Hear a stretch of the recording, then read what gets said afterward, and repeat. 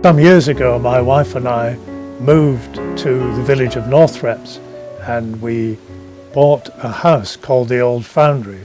I decided to investigate the building, and that soon developed into a study of a particular man, John Golden, the last owner and proprietor of the Old Foundry, and that in turn, through further investigation, led me to get a picture of the whole community.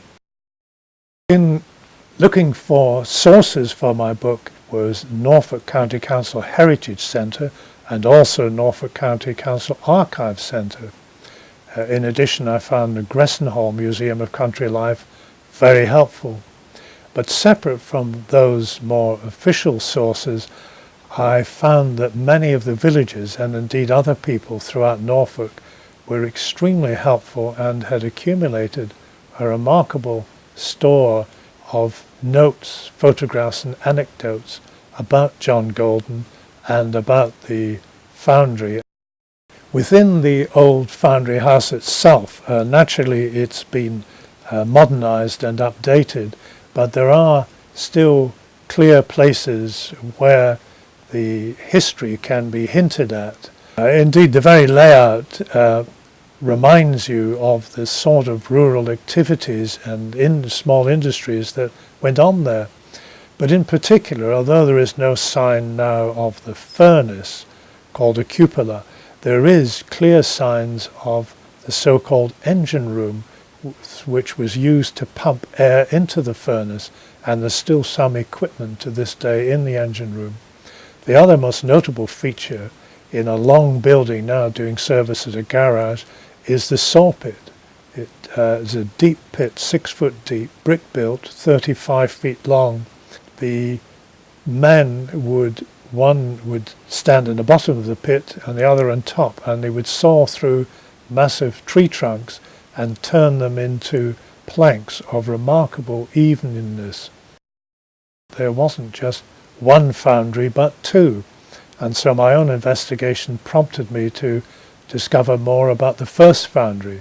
Although it's no longer standing, we do know that it was alongside the pub.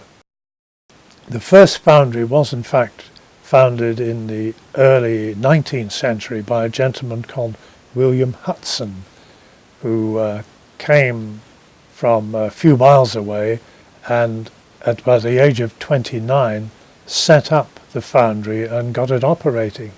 And of course it soon became a magnet almost for other activities, so that farriers and blacksmiths and wheelwright were all based there.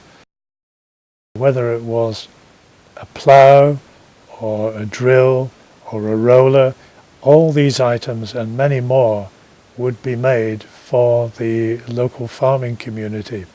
And it's clear that both Hudson with his foundry and the pub, well, the beer house that became the pub, did cooperate with each other because each would help. Somebody coming to the pub would take their horse and cart to have horseshoes fitted or cart wheels repaired, and equally other people going to the foundry would drop in at the pub.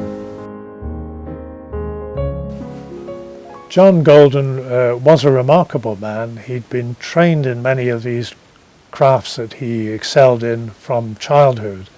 He was a somewhat contradictory character. He could be generous at times, but other people remember him being exceptionally careful with money.